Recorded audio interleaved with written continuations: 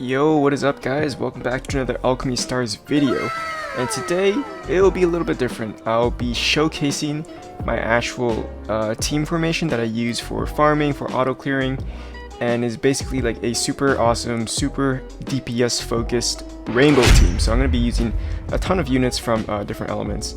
And shout out to Alchemy Stars, they are hosting an event where we can showcase kind of our account and whatnot. So this will actually be my submission for the event. It will be under category 3, it's called We Are the Champions. And it's basically just an event to show off, you know, what your best team formation is, who's in it, and why it is good. So, you know, this was a very good catalyst for me to kind of show you my rainbow team. And right off the bat, you can see my captain is Mikael. Thunder unit of Migard, which is forest unit, and then I have 3 main water unit DPS, which is Barton, Carleen, and Sharona. And now the reason this team meshes so well is because there's actually 4 teleporters in this team. So, you know, actually matching up the tiles, no matter what element, it doesn't really matter because I'm gonna be teleporting to wherever the enemies are, even on auto farm, it will be targeting enemies, and that's very good for me because these units are really top tier DPS units, you know, aside from Barton, which he's just the main converter. But these 4, Mikael, Migard, Carleen, Sharona, these are huge DPS, and so I don't really have to worry about tiles. I can just, you know, just teleport and then do a little 2 tile combo, which I will be going in advance because, you know, that's why Mikael is my captain.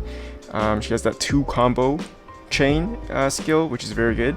And if, you know, usually the stage doesn't die around turn 3, turn 2, turn 3, that's when Carleen and Barton comes in. So Carleen's already a really strong DPS, but in her kit she has a conversion skill, as well as Barton has a conversion skill. But before I get into it, let's talk about Mikael.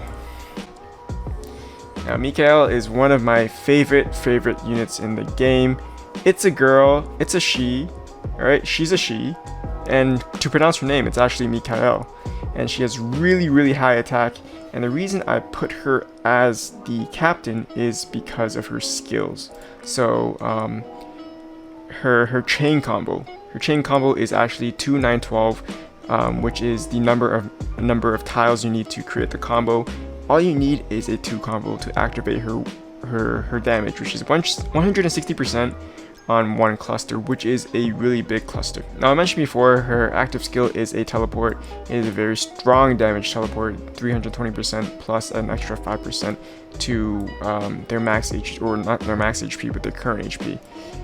The stacks are very good for really high HP mobs. This doesn't really matter when you're auto farming, but it does matter if you are climbing Spire. I do have a Mikael guide on my video, on my channel. You should check it out if you do want to see a little more in-depth guide on Mikael. Now, aside from the captain, I have my second in command. Doesn't actually really matter the positioning, but I call her my second in command because she's the second favorite, Migard. Okay, Migard is a insanely strong DPS unit, insanely strong force unit. The reason is because she has really high attack, really high base attack. Okay, her base attack stat is one of the highest, if not the highest in the game, and she can do double damage on her teleport skill here. So if there's only 1 enemy in the area, which is usually the case if I'm auto farming, I'm just teleporting from, you know, 1 corner of the map to the other corner of the map. And if she does do a teleport on 1 enemy, it actually does 500% modifiers to that enemy, which is absolutely nuts. The more she kills, the more she stacks. So it's 500%, but the ceiling is very high. It's 15 times 10. What is that? 150. The ceiling is 650% on her teleport. Not to mention, she has the shortest cooldown teleport in the game as well. Well, you know, for like DPS purposes. Preemptive, I think that's from my breakthrough. Aside from that, it is a cooldown of 2. The third person I have here is Barton in my team. Why Barton? Well, I kind of like Barton, okay, and but he also does perform exceptionally well in this team. You know, it deals the 450% damage in a cross shape to a maximum range. I think there is a 5-star converter of each element that does the same active skill. Nothing too special. I chose water just because, you know, I have Sharona as well, and I have Carleen. So, you know, if I do a water tile kind of combo, it's going to deal massive damage. His equipment skill is pretty nice. All the diagonals can hit the enemy, so you know you do gain a additional kind of damage boost there. But Barton in my team is just functioning mainly as a converter, as a cross converter on the 4th turn intervals. He comes really in clutch when there's like a kind of like a long fight or many waves, such as the Nitium maps, I believe, is when, you know, I kind of proc like the bonus time or something.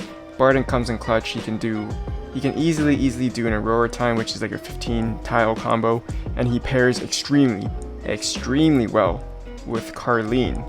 Now Carleen is also a converter, but the way her passive works and the way she kind of deals damage she just is basically a monster DPS unit. So I'm gonna take a look at her passive first. She's gonna be dealing, you know, up to 10% extra attack. That should bring her up to like 2.5, 2.6k attack, and that is really high for a converter. As you can see, Barton I think was 1.9, but Carleen is 2.3, which is, and then she can go up to 2.6, which is kind of crazy. But what's very nice about Carleen is she has a teleport as well as a damage kit. So she can teleport, deals 300% damage to one column, knocks them back, converts all the tiles to blue. So it's basically like Barton without the cross, so it's just like one linear line. And now the main DPS on the water squad, kind of water squad, is Sharona. Now Sharona is just insanely strong. She has a very high attack stat, as you can see, 2.9k. Not as high as Migard, which is, you know, 3k plus, but 2.9k is very respectable. She is a teleporter, the 4th teleporter in my team, and she can deal lots of damage to enemies in her area, which is 2 surrounding clusters, 300% damage. Obviously the 300% damage will be stacking because of her passive, which, you know, you can stack up to 6 times, dealing extra 5% damage. So that's 30% max damage on top of, you know, the 300%, and as well on top of her chain combo. And now, despite my team having 4 teleporters, 1.5-ish kind of converters, this team is also very rainbow, all element oriented. So any tile I can choose, I will actually have units that will follow up and do damage as well. So if I've just Thunder myself, I would have Mikael and Barton doing damage. If I have Forest, if I go on a Forest tile, I have Mikael and Migard doing damage. Similarly, if I have Fire, I have Mikael, Migard, and Sharona doing damage. It's more water oriented, but it's such a nice, well-rounded rainbow team that it can work on any tile, and it's just 4 teleporters, which, you know, you can just kind of don't care about chaining combos, chaining tiles. You just go in, teleport, and start hitting people. So now I'm just gonna go into a gameplay. I'm gonna do a little quick auto farm just to show you guys how it's like when there's a lot of mobs in the area, and how my team kind of deals with it.